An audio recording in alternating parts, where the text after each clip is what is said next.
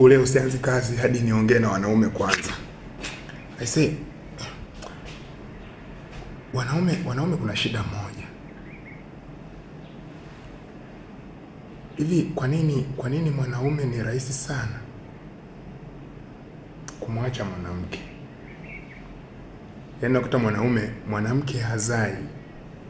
Eti kwa sababu hazai anamwacha. Yaani amemuoa, anamwacha, anaenda kwao. Hivi ni kwamba wanaume wanafikiri mwanamke haumii kwa kutokuzaa mtoto? Hebu naomba kwanza tulitafakari hili. Hivi mwanamke mnafikiri haumii kwa kuzaa kwa kutokuzaa mtoto? Mwanamke mwingine anatungishwa mimba inatoka. Sasa mwanaume kwa sababu anaona mwanamke anatungishwa mimba inatoka, basi mwanaume anaamua kumwacha. Alafu anaenda kuoa mwanamke mwingine. Hivi unafikiri yeye mwanamke wakati anatungishwa mimba inatoka haumii?